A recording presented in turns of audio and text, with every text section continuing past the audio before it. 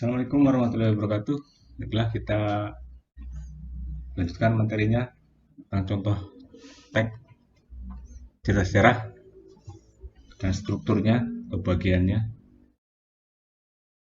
Karena kita sudah bahas strukturnya kemarin, kita tinggal lihat contohnya. Bisa kalian perhatikan. Yang pertama tentang tsunami Aceh, yaitu pada tahun 2004. Kenapa menjadi cerita sejarah? Karena sudah terjadi di waktu yang lalu dan ada bukti nyatanya. Nah, itu. Yang pertama, orientasi, penegasan atau penjelasan singkat. Secara singkat dijelaskan tsunami Aceh itu ini ya. Kemudian urutan peristiwanya. Yang jelas pertama, gempanya itu terjadi pukul atau jam 7.58 waktu Indonesia bagian barat. Itu pertamanya, cerita awalnya. Terus ke bawah, setelah terjadi itu otomatis panik kan, urutan berikutnya kan. Setelah terjadi gempa, ada kepanikan, panik di sini kan. Nah, itu seperti itu. Kemudian diceritakan lagi kekuatan gempanya berapa, kemudian kecepatan rupternya diperkirakan berapa kilometer per detik. Nah, itu. Kemudian selanjutnya dalam menceritakan kecepatannya, kemudian diceritakan lagi tentang korban yang tewas. Nah, itu. Nah, ini angka ini fakta. Nah, ini. Kemudian ini ada lagi ini fakta lagi. Makanya ditampilkan itu semua fakta. Nah, itu.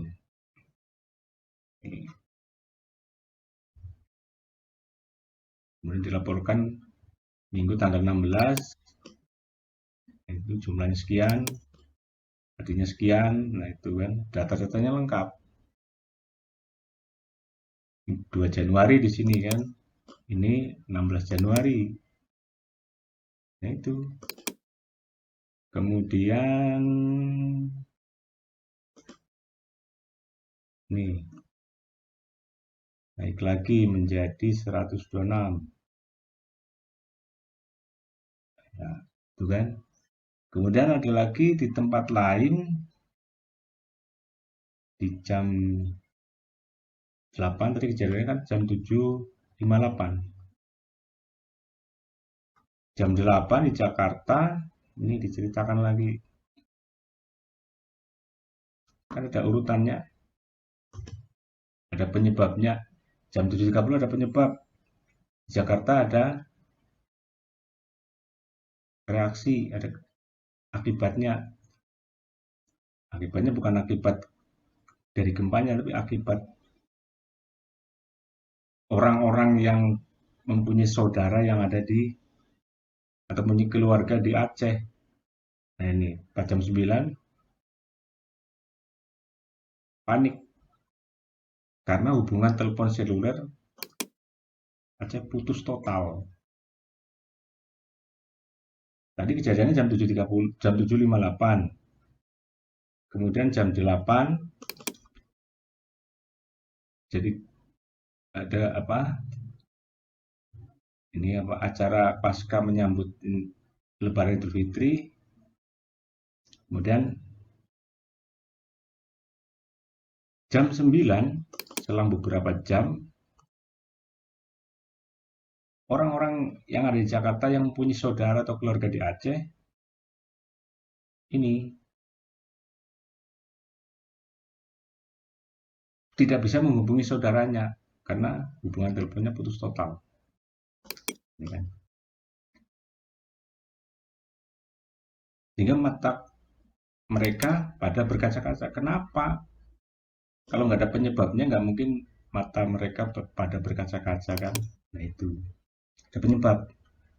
Penyebabnya apa? Yang pertama, tidak bisa menghubungi saudaranya yang ada di Aceh. Kemudian setelah melihat berita, mendengar berita, ternyata ada tsunami. Nah itu tambah. Itu penyebab-penyebabnya. Kemudian yang terakhir, reorientasi. Komentar pribadi atau komentar dari si penulis. Memberikan komentar. Ini komentarnya sangat mengenaskan, kata dia, kata si penulis itu. Itu ya. Berikut contoh yang kedua, cerita sejarah bahasa cerita singkat sejarah bahasa Indonesia. Nah, ini ada diagramnya seperti ini. Kemudian masuk ke orientasi, penjelasan singkatnya seperti itu. Ini kenapa jadi bahasa Indonesia menjadi bahasa nasional. Nah, ini nah ini. Nah, setelah proklamasi kemerdekaan, nah tepatnya sehari sesudahnya, ini cerita singkatnya seperti itu, terjadinya bahasa Indonesia menjadi bahasa nasional. Cerita singkatnya, atau penjelasan singkatnya. Nah, kemudian urutannya seperti ini, urutan peristiwanya. Nggak mungkin tahu-tahu jadi bahasa nasional. Nah, itu pasti ada urutan peristiwanya kan, ada penyebabnya. Nah, ini awal mulanya dari sini. Nah, ini. Dan seterusnya ke bawah.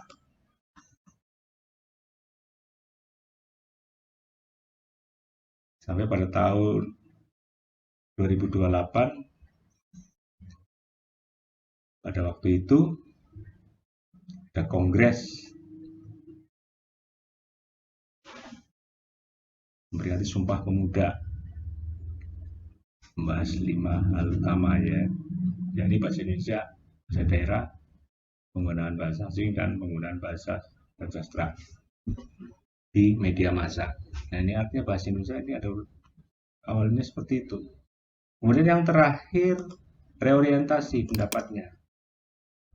Pendapat si penulis ini ada itu paragraf bagian bawah. Ya. Pada tanggal 17 Agustus 45 telah mengukuhkan kedudukan dan fungsi bahasa Indonesia secara konstitusional, secara hukum, sebagai bahasa negara.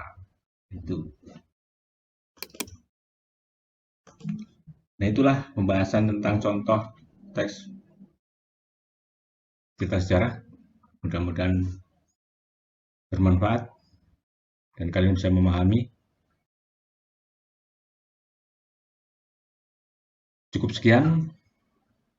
Aku akhiri. Assalamualaikum warahmatullahi wabarakatuh.